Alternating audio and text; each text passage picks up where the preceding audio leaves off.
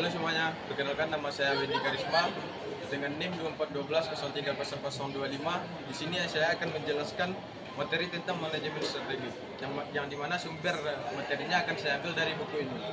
Selamat menyaksikan. Baik, di sini yang pertama kalinya saya akan menjelaskan yaitu pengertian dan komponen manajemen strategi. Pengertian manajemen strategi adalah proses dinamis dan sistematis yang merupakan seni dan ilmu dalam merumuskan, menerapkan, dan mengevaluasi keputusan-keputusan penting lintas fungsional yang bertujuan utama untuk memungkinkan organisasi mencapai tujuan jangka panjang dan mempertahankan keunggulan kompetitif di lingkungan yang berubah. Baik, adapun komponen utama manajemen strategik merupakan elemen-elemen kunci yang membentuk keseluruhan proses strategis. Yang pertama yaitu arah organisasi, ditentukan oleh visi, misi, dan tujuan jangka panjang yang menjadi paduan fundamental. Yang kedua yaitu analisis lingkungan, meliputi pengamatan terhadap faktor eksternal atau peluang dan ancaman, dan faktor internal atau kekuatan dan kelemahan. Analisis SWOT. Yang ketiga yaitu strategi inti, adalah perencanaan spesifik yang dirumuskan untuk memanfaatkan keunggulan kompetitif atau kekuatan dan peluang, serta mengatasi kelemahan dan ancaman. Yang keempat yaitu aksi manajerial, melibatkan implementasi atau pelaksanaan strategi dan evaluasi, pengendalian kinerja untuk memastikan tujuan tercapai. Adapun materi yang kedua yaitu manfaat utama dan proses manajemen strategi. Manfaat utama yang pertama yaitu arah yang jelas, menetapkan visi, misi, dan tujuan jangka panjang. Yang kedua yaitu proaktif, membantu mengidentifikasi dan merespon peluang dan ancaman. Yang ketiga yaitu keunggulan kompetitif, meningkatkan daya saing dan diferensiasi di pasar. Yang keempat yaitu efisiensi, mengoptimalkan alokasi dan penggunaan sumber daya. Yang kelima yaitu peningkatan kinerja, memperbaiki pengambilan keputusan dan hasil keunggulan atau operasional. Selanjutnya yaitu proses inti, perumusan strategi, planning, menetapkan visi misi, melakukan analisis SWOT, kekuatan, kelemahan, peluang, ancaman, merumuskan dan memilih strategi terbaik. Yang kedua yaitu implementasi strategi, menerapkan strategi melalui tindakan nyata, alokasi sumber daya, dan penyesuaian struktur budaya organisasi. Yang ketiga yaitu evaluasi strategi, mengukur kinerja, membandingkan hasil dengan tujuan, dan mengambil tindakan korektif jika diperlukan. Proses ini bersifat berulang. Materi yang ketiga yaitu model analisis lingkungan dan prosedurnya. Model analisis lingkungan yang pertama, lingkungan eksternal atau peluang dan ancaman. Menggunakan model seperti PESTEL untuk menganalisis faktor makro, politik, ekonomi, sosial, teknologi, dan lain-lain. Yang kedua yaitu lingkungan internal, kekuatan dan kelemahan.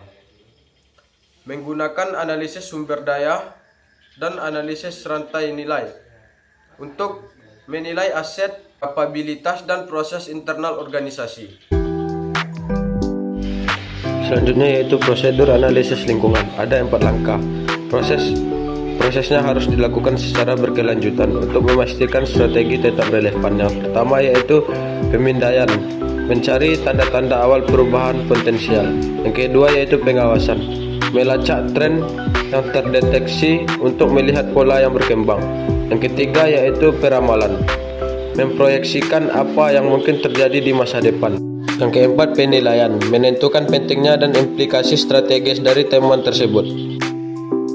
Materi selanjutnya yaitu menentukan dan menetapkan arah perusahaan. Menentukan arah perusahaan adalah tahap fundamental dalam manajemen strategik yang memastikan organisasi memiliki peta jalan yang jelas untuk masa depannya.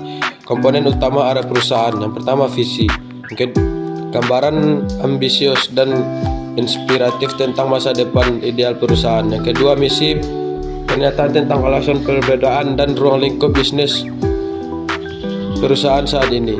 Yang ketiga tujuan dan sasaran, hasil spesifik terukur. Proses penentuan arah. Proses ini dimulai dari analisis dan berlanjut ke perumusan. Analisis situasi, melakukan analisis SWOT. Yang kedua, perumusan inti, merumuskan dan menyelaraskan visi, misi, dan nilai perusahaan. Yang ketiga, penetapan target, menetapkan tujuan jangka panjang yang spesifik di berbagai area.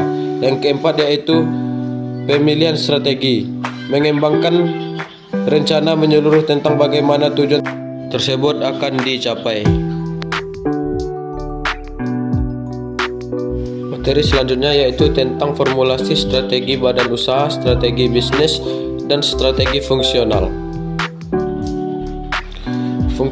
Formulasi strategi adalah proses perumusan rencana untuk mencapai tujuan dalam badan usaha. Strategi dirumuskan secara hierarkis dan harus saling mendukung. Yang pertama, strategi korporat, tingkat puncak. Menentukan bisnis apa yang akan dimasuki. Yang kedua, strategi bisnis tingkat unit bisnis atau SBU, menentukan cara bersaing dalam industri yang dipilih. Yang ketiga yaitu strategi fungsional atau tingkat departemen, menentukan cara mengoptimalkan sumber daya untuk mendukung strategi bisnis. Ketiga tingkat ini harus terintegrasi. Strategi fungsional harus mendukung strategi bisnis yang pada gilirannya harus selaras dengan strategi korporat.